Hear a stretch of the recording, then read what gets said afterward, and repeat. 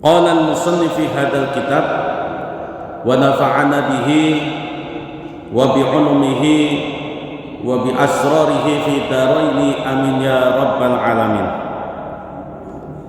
Faslun, adapun pasal fi ahkami, di dalam membahas tentang hukum-hukum al-udhiyati, berkurban. Bidammil hamzati, dibaca dengan dhammah udhiyah, bukan adhiyah. Al-Ash'ari, di dalam qaul pendapat yang masyhur, wahia, yaitu ismun, nama, lima yutbahu minan na'ami yawma idin nahri, nama dari hewan yang disembelih di hari raya Idul Adha, wa ayyamat tasyriqi, dan di hari-hari tasyrik, taqarruban ilallahi ta'ala, diniatkan untuk mendekatkan diri kepada Allah Subhanahu wa ta'ala.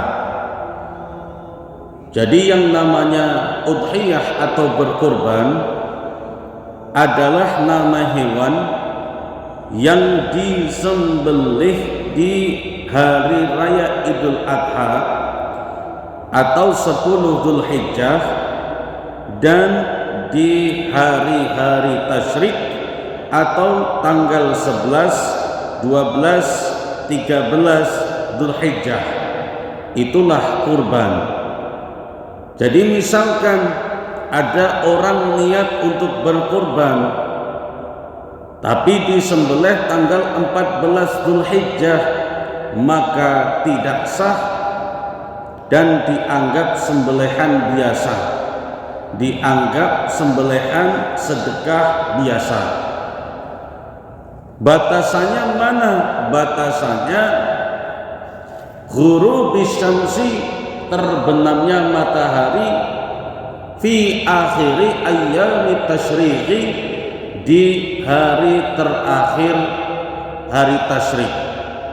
Matahari terbenam artinya sudah masuk waktu maghrib, sapinya belum disembelih, kambingnya belum disembelih, sembelih setelah maghrib, maka sudah tidak sah kurbannya, sudah tidak dianggap sebagai sembelihan kurban, tapi dianggap sembelihan biasa. Kalau kemudian disedekahkan, tidak dianggap sedekah kurban, tapi dianggap sedekahan biasa. Awalnya dimulai kapan boleh nyembelih hewan kurban itu? Setelah sholat Idul Adha. Kalau misalkan bapak-bapak takut repot nyembelih sapi dewean, tidak dititipkan ke panitia kurban, cuman sama keluarga dewek baik,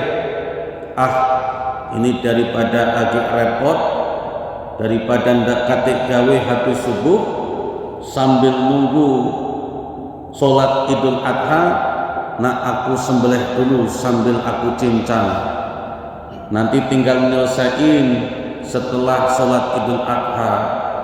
Maka hewan yang disembelih sebelum sholat Idul Adha juga tidak sah dianggap sebagai hewan kurban. Sembelihan kurban itu sah jika disembelih setelah prosesi sholat Idul Adha. Makanya itulah sebabnya kenapa syariat sholat Idul Adha itu syariatnya disunahkan, dilaksanakan lebih pagi daripada sholat Idul Fitri. Jadi sholat Idul Adha ini sunnahnya dilaksanakan lebih pagi daripada sholat Idul Fitri. Kenapa? Ya alasannya diantaranya itu karena setelah sholat Id ada syariat yang akan dijalankan selanjutnya, yaitu nyembelih hewan kurban.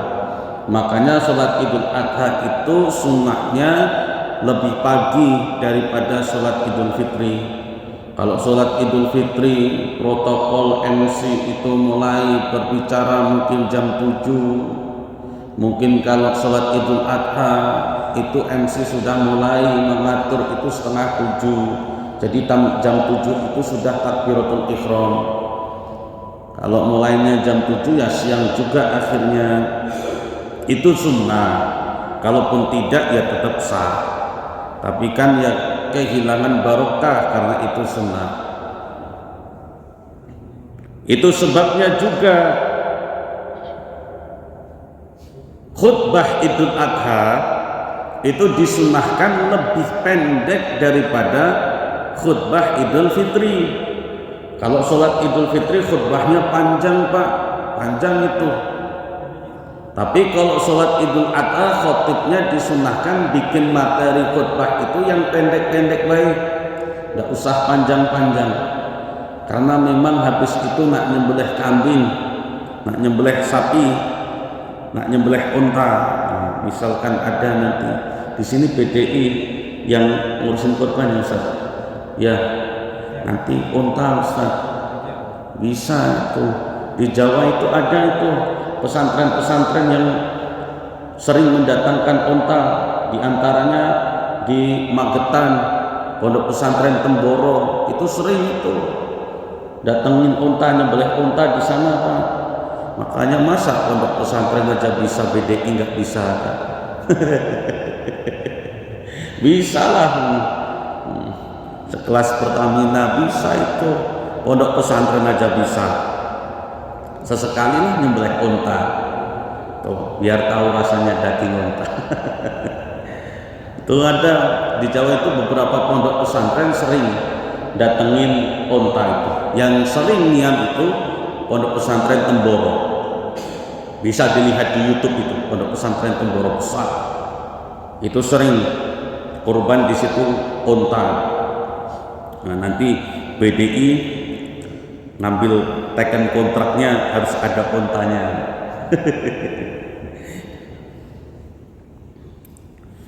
Taqarruban ilallahi ta'ala. Jadi kita niatkan kurban itu hanya untuk niat taqarruban ilallahi ta'ala, mendekatkan diri kepada Allah Subhanahu wa ta'ala. Ini niat kurban. Makanya hati-hati Pak. Kita wajib hati-hati ketika nanti melaksanakan kurban. Di samping mempersiapkan materi untuk membeli hewan kurban, juga wajib mempersiapkan hati agar benar-benar niatkan untuk berkorban, taqarruban ilallah, mendekatkan diri kepada Allah. Karena nyun sewu mohon maaf, kenapa kok sampai diingatkan di dalam kitab-kitab seperti itu? Karena memang terjadi di masyarakat orang saat ini khususnya itu orang ikut kurban itu tidak untuk niatan berkurban. Contoh Pak, mungkin kalau ada orang datang bawa hewan dewek aman niatnya. Yang kadang tidak aman itu yang istaroku. Apa itu istaroku? Berserikat. Apa itu berserikat? Arisan kurban, patungan, satu sapi untuk 7 orang. Caranya benar, memang diperbolehkan. Caranya benar Pak. Satu sapi 7 orang, istaroku, berserikat itu namanya. Kemudian untuk meringankan juga benar, dicicil bisa itu. Mungkin 1 orang 3 juta dapat sapi yang harganya 21 juta. Ya lumayan, tidak kecil amat, tidak besar amat kan gitu, lumayan lah, sudah sah. Tapi yang jadi masalah, caranya sudah benar, kadang niatnya salah di masyarakat itu Pak. Niatnya apa yang salah? Orang ikut berserikat, orang ikut arisan, kemudian dalam hatinya itu aku nak melok arisan kurban, biar apa? Biar dapat jatah daging kurban. Nah, Pak, yang seperti itu yang tidak sah itu kan banyak di masyarakat itu, melok arisan kurban, melok arisan kurban, melok arisan kurban. Niatnya apa? Niatnya agar nanti pas Idul Adha dapat jatah daging kurban. Padahal tidak usah niat seperti itu pun sahibul kurban berhak menerima daging kurban. Tidak usah diniatkan. Kalau mau ngambil sok monggo boleh, asalkan tidak lebih dari 1/3. Nah itu masalahnya sampai diniatkan seperti itu. Ayo melok daging, melok arisan kurban kita, biar nanti kita bisa masak daging kurban, biar nanti ada jatah kita, sahibul kurban, orang yang berkurban. Kalau niatnya hanya untuk dapat bagian daging kurban, kalau agar dapat bagian dagingnya wae, maka tidak sah niatnya, tidak dianggap kurban. Tuh di situ Pak, hati-hatinya di situ. Padahal tidak usah pakai niat seperti itu pun ada jatah sahibul kurban, boleh ngambil, tapi tidak boleh lebih dari 1/3 bagian. Dan ada yang unik Pak, ayam tasyrik tadi, hari-hari tasyrik, hari-hari tasyrik tanggal 11, 12, 13, kenapa disebut hari tasyrik? Kenapa tanggal 11, 12, 13 Zulhijjah ini disebut sebagai hari tasyrik? Karena sejarahnya ini unik. Awal mula syariat kurban itu kan Rasulullah mengharamkan orang nyimpan daging sampai berhari-hari. Itu awal Pak, awal. Itu tidak boleh, harus habis saat itu juga. Kenapa? Masih dikit yang kurban, daging habis, tidak boleh disimpan-simpan sampai agi-agi, tidak boleh. Tapi begitu syiarnya semakin berkembang, semakin luas, banyak orang yang menjalankan syariat kurban, akhirnya menumpuk banyak daging kurban. Zaman dulu belum ada kulkas, zaman dulu belum ada freezer, nyimpen daging susah, untuk mengawetkan daging bingung karena nggak ada seperti teknologi sekarang. Makanya pada tanggal 11, 12, 13 kenapa disebut dengan hari tasyrik? Itu berasal dari kata syaroko. Apa itu syaroko? Syaroko itu jemur daging siang hari pas matahari dari timur, itu syaroko. Itu daging kurban itu rame-rame dijemur Pak. 3 hari itu orang usah pada ngawetin daging kurban, itu dimasak kering. Kalau di kita ya istilah dendeng ya Pak ya, daging dimasak itu nggak ada kuahnya, kering biar awet tuh dendeng itu.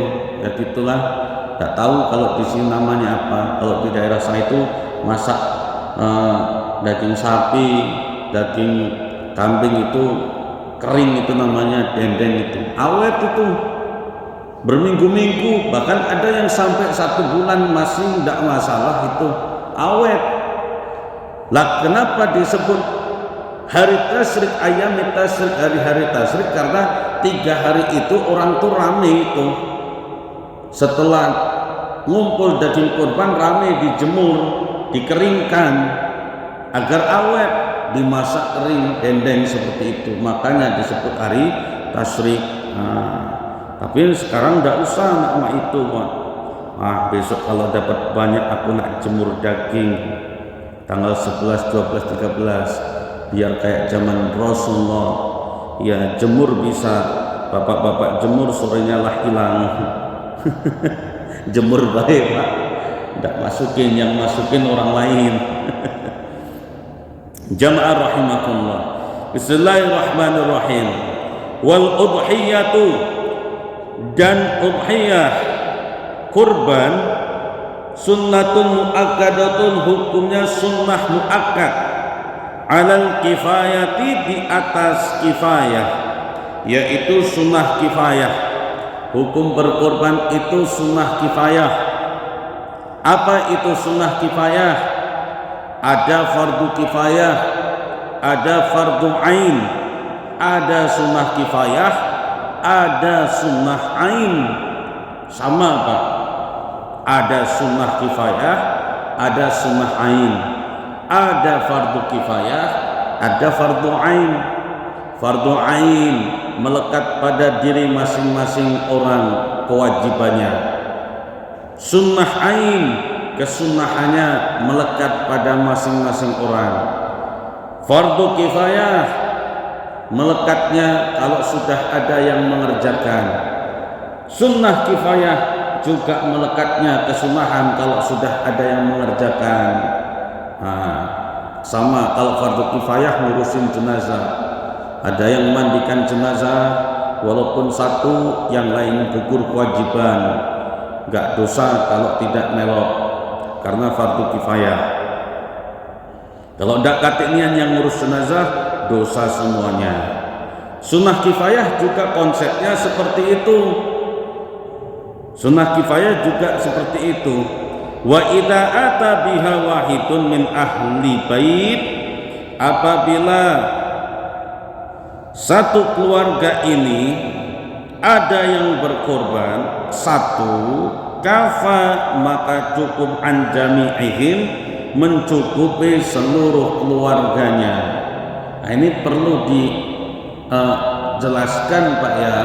Ini perlu dijelaskan, bukan berarti disampaikan letterlek. Satu keluarga itu tidak perlu banyak-banyak kurban. Sebanyak apapun anggota keluarga, cukuplah satu ekor kambing itu sudah sah. Agak dulu, nanti dulu Pak, pahami benar-benar Pak. Kita pahami benar-benar konsep yang diterangkan oleh para ulama di dalam kitab-kitab fikih yang dinamakan dengan sunnah kifayah. Itu apabila satu keluarga itu mampunya cuman beli satu ekor kambing, maka orang yang di bawah nafkahnya, khusus yang di bawah nafkahnya, khusus yang di bawah nafkahnya, berarti anak istri yang wajib dinafkahi di bawah kewajiban nafkahnya, maka gugurlah kesunahan bagi keduanya karena tidak mampu. Dapat pahala atau tidak urusan Allah, tapi kita husnudzon, Allah ini luas rahmannya, Allah tuh tidak pelit Pak. Jangan kemudian seakan-akan pahala hanya dicukupkan kepada kepala keluarga wae. Kalau masalah pahala urusan Allah, insya Allah diniatkan selesai, pahalanya dapat semua keluarga. Tapi bukan berarti kemudian konsepnya itu letterlek satu keluarga cukup satu kambing, sebanyak apapun keluarganya, sebanyak apapun anggota keluarganya. Ini bagi orang yang tidak mampu, mampunya cuma beli satu ekor kambing, maka dicukupkan untuk keluarga yang dia wajib beri nafkah. Dia tidak lagi terjatuhi hukum makruh, nanti di akhirat tidak dimintai pertanggungjawaban atas hukum kesunahan tersebut. Tapi kalau misalkan saya ini punya duit banyak, punya anak, punya istri, mampu beli satu-satu, saya mampu beli satu ekor sapi, mampu juga membelikan satu ekor kambing untuk istri, mampu juga untuk membelikan satu ekor kambing untuk anak saya.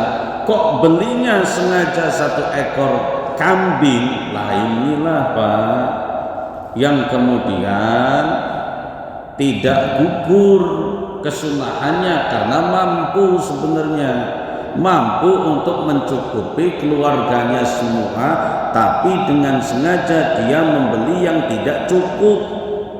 dia mengadakan sesuatu yang tidak mencukupi. Itu maksudnya seperti itu, Pak. Banyak hadisnya sebenarnya. Di hadis Muslim banyak, di Sunan Ahmad banyak, di Sunan At-Tirmidzi banyak. Yang hadis Rasulullah menyembelih, kemudian menyembelih kambing kibas yang diniatkan untuk dirinya sendiri, keluarganya dan umatnya juga ada. Tapi itu ada takwilnya masing-masing. Kenapa Rasulullah meniatkan seperti itu?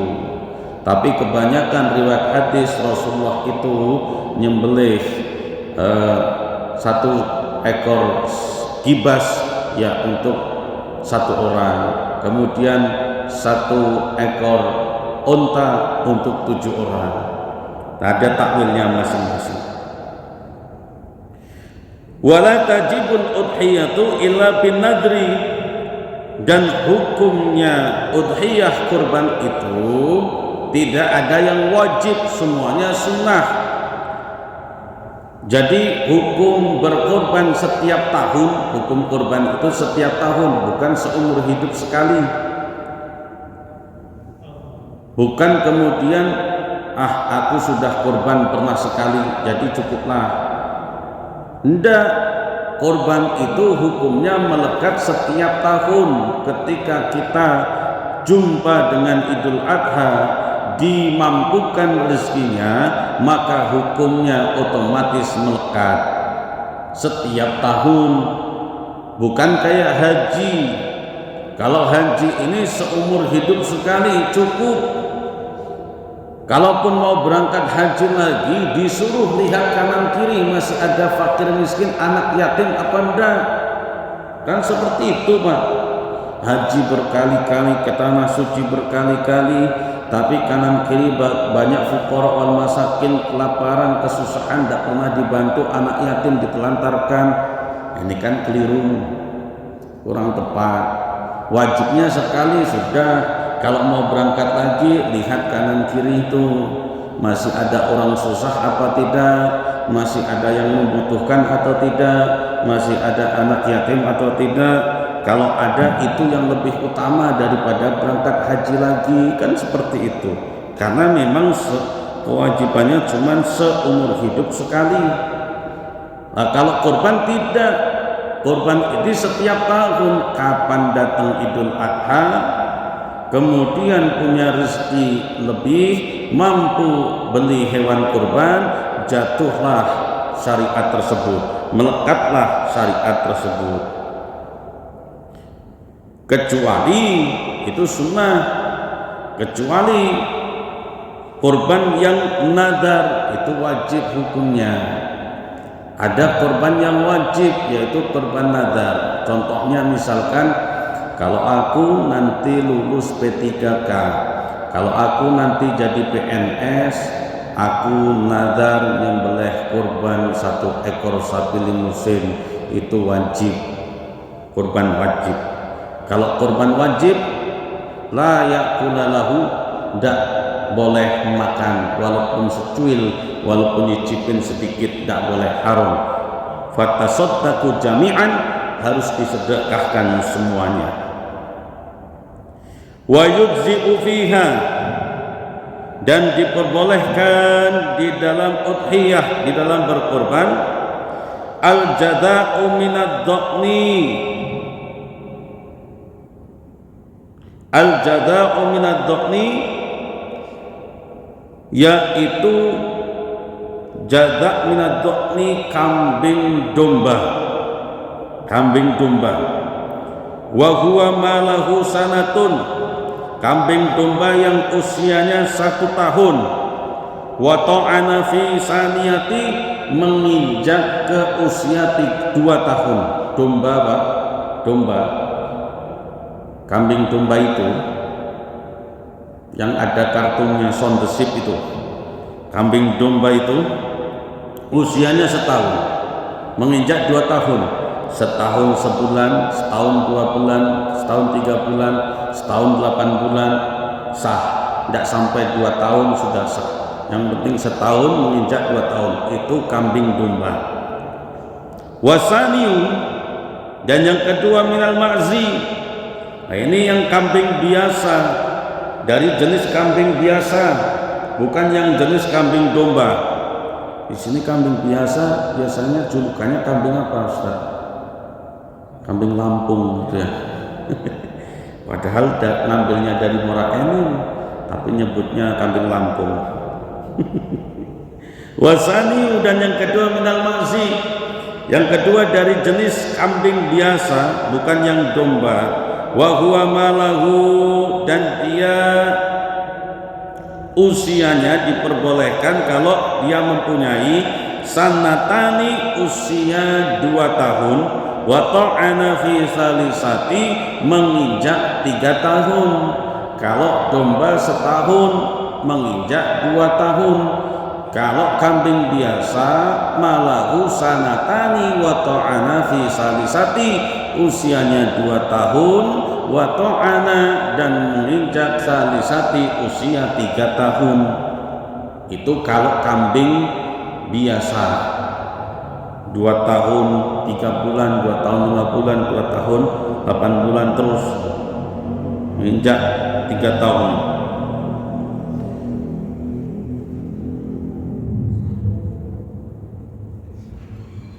Wasaniu minal ibli, dan yang selanjutnya dari ibilun, unta, malahu khamsus sinina, usianya kalau sudah sampai 5 tahun, wa ta'ana, dan sampai atau menginjak fi sati, usia ke-6 tahun.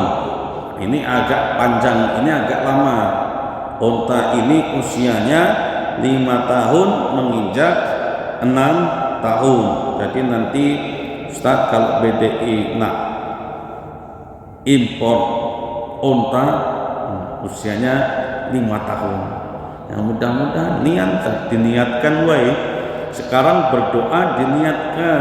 Insya Allah suatu saat nih jadi sejarah di Prabu Mulih Adonian yang kurban pakai unta di mana? Di Pertamina, wasilahnya BDI. Siapa tahu Ustaz bisa. Insya Allah bisa. Tadilah pondok pesantren aja bisa, pondok pesantren apalagi BDI.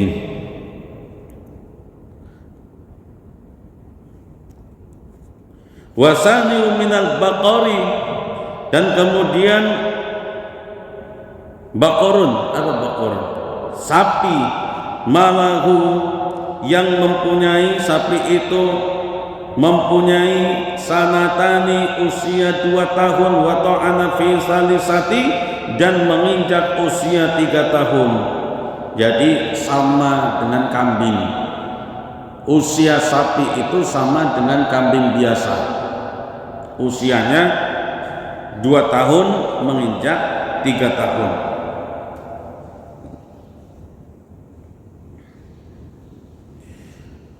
Wa tujzi'ul badanatu an sab'atin,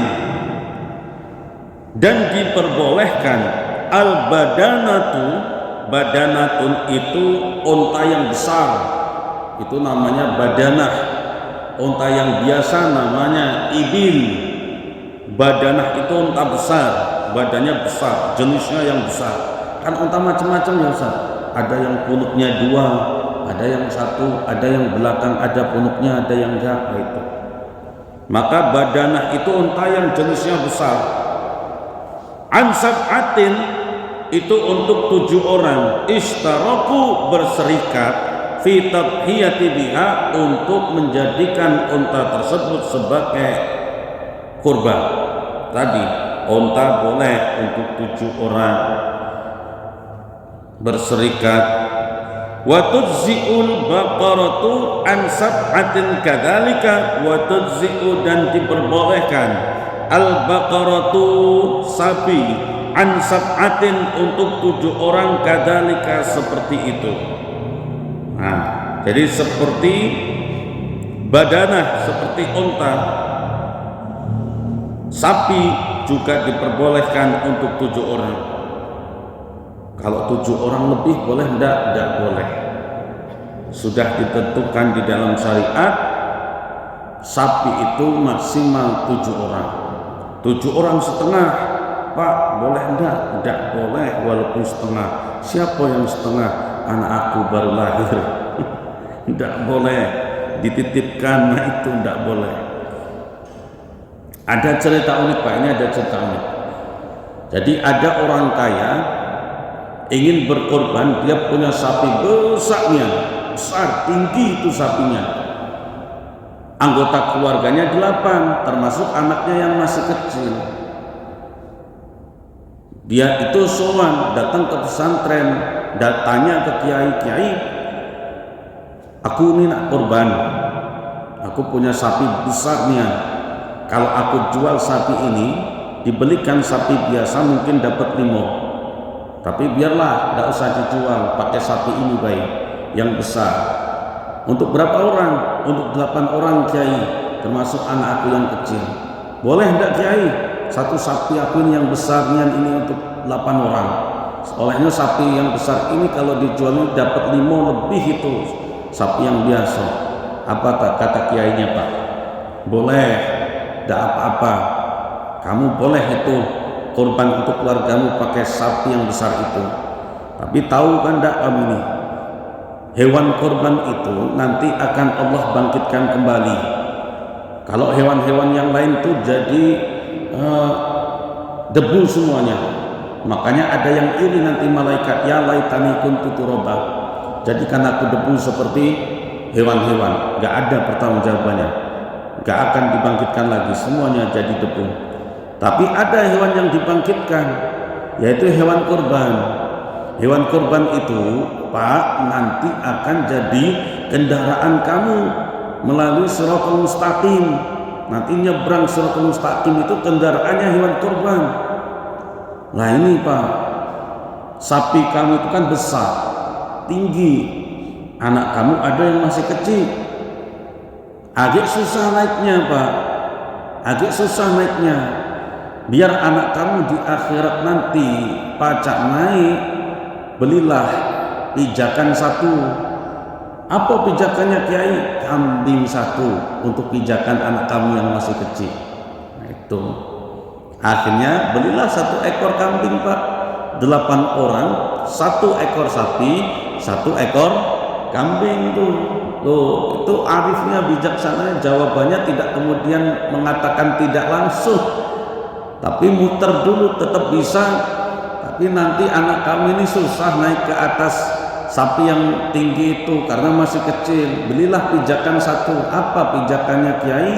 Pijakannya itu kambing. Belilah kambing sikok itu untuk pijakan anak kamu biar pacak naik ke sapi yang tinggi. Nah, kan jadi sah, Pak.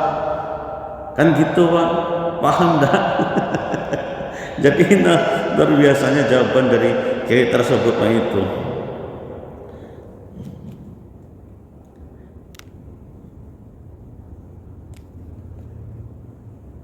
Wa tujzi'u syatun an syakhsin wahidin, dan diperbolehkan syatun, kambing, an syakhsin wahidin, untuk 1 orang. Kambing untuk 1 orang. Syatun min syatin, syati. Wah, jangan-jangan sate ini berasal dari kata bahasa Arab, Pak. Karena bahasa Arabnya kambing itu diantaranya syatun. Satun, satin, sate. Sate kambing wahidin. Jadi 1 sating, 1 syatun, 1 ekor kambing itu untuk 1 orang. Wahia afdalu min musyarakati, dan yang 1 ekor kambing untuk 1 orang itu lebih afdal daripada yang musyarakati, yang berserikat 7 orang untuk 1 ekor sapi. 1 ekor sapi untuk 7 orang. Tapi yang nanti hukumnya tetap sikon. Mana yang lebih disukai? Ada orang yang lebih suka kambing, ada orang yang lebih suka daging sapi, tergantung situasi juga. Wa afdalu anwa'il udhiyati, dan kalau diruntut yang afdal Yang utama dijadikan hewan sembelihan kurban, yang pertama pakai ibilun, pakai unta. Summa baqarun, kemudian pakai sapi. Summa ghanapun, baru pakai kambing.